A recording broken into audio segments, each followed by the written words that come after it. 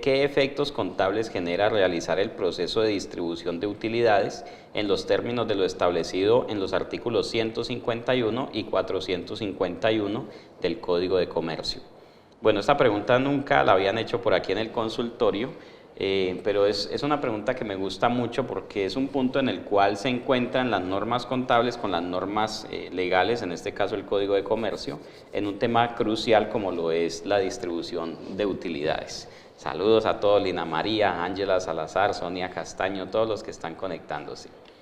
Bueno, me dice la norma, este artículo 141, vamos a ponerlo en pantalla para que lo puedan observar, dice lo siguiente. Busquémoslo por aquí, 151, perdón, y 451.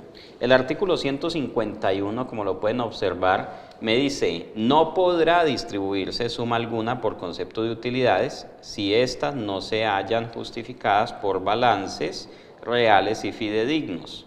Las sumas distribuidas en contravención a este artículo no podrán repetirse contra los asociados de buena fe, pero no serán repartibles las utilidades de los ejercicios siguientes mientras no se absorba o reponga lo distribuido en dicha forma. Luego dice, tampoco podrán distribuirse utilidades mientras no se hayan enjugado las pérdidas de ejercicios anteriores que afecten el capital. Entonces, este artículo está escrito en forma negativa, o sea, es un artículo, una ley restrictiva. Si lo leemos en forma positiva, diría, se pueden distribuir utilidades si están justificadas en balances reales y fidedignos. La palabra balances, pues este código fue escrito hace muchos años, hoy en día diríamos en estados financieros reales y fidedignos, que son los que publicamos. Entonces, las utilidades que están en los estados financieros se pueden distribuir, dice el artículo 151.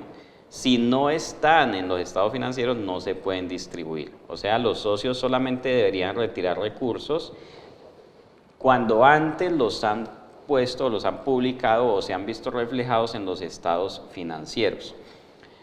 Muchas veces los socios sacan dinero de las compañías y los contabilizan allá y es que cuenta por cobrar a socios y eso se queda ahí años y años y años y realmente eso se convierte en una distribución de utilidades. Cuando los socios sacan plata de la compañía simplemente por el hecho de ser socios, sácame un chequecito que me voy, eso es una distribución de utilidades, no se le puede dar forma. O sea, simplemente cuenta por cobrar porque sí, porque el socio diga, eso es muy delicado.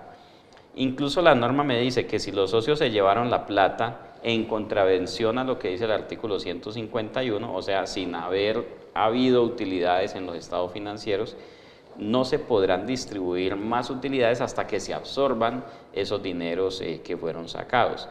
Entonces, ojo que esto es un tema bien delicado.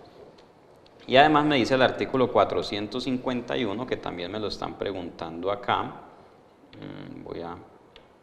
Vamos a buscarlo, el artículo 451, Código de Comercio, que me dice, con sujeción a las normas legales sobre distribución de utilidades consagradas en este libro, se repartirán entre los accionistas las utilidades aprobadas por la Asamblea, justificada por balances fidedignos, después de hechas las reservas legales, estatutarias y ocasionales, así como las apropiaciones para pagos de impuestos. O sea que las utilidades se pueden distribuir, pero previamente tienen que ser aprobadas por la Asamblea. La Asamblea en pleno se le presenta un proyecto de distribución de utilidades, la Asamblea lo aprueba y ahora sí debemos proceder a la distribución. O sea que ese temita de anticipo de utilidades, eso no es aceptable ni siquiera según la norma comercial.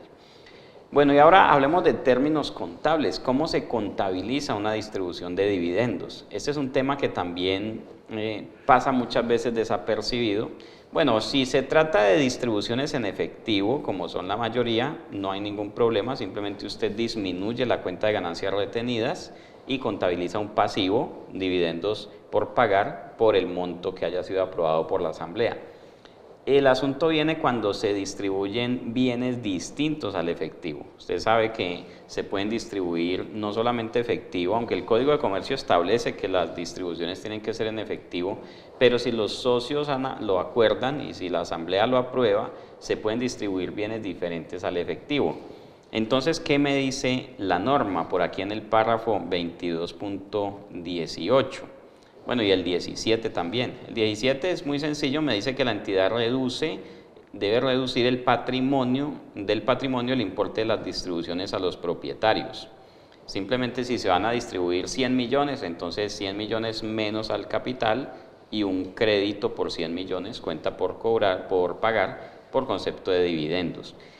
Pero ¿qué pasa si se distribuyen dividendos no en efectivo, sino en bienes? Entonces entra a jugar el párrafo 18, que me dice literalmente, en ocasiones una entidad distribuye activos distintos al efectivo a los propietarios. Cuando una entidad declare este tipo de distribución y tenga obligación de distribuir activos distintos al efectivo, reconocerá un pasivo. Y ese pasivo se medirá al valor razonable de los activos a distribuir, a menos que ese valor razonable no se pueda medir fiablemente. Entonces, ojo con lo que les voy a decir. Supongamos que una entidad tiene utilidades a distribuir en el patrimonio por 200 millones de pesos. Y la entidad tiene una bodega cuyo valor razonable son 500 millones de pesos. Pero en libros la bodega está por 200, seguramente medida al costo, 200 millones de pesos.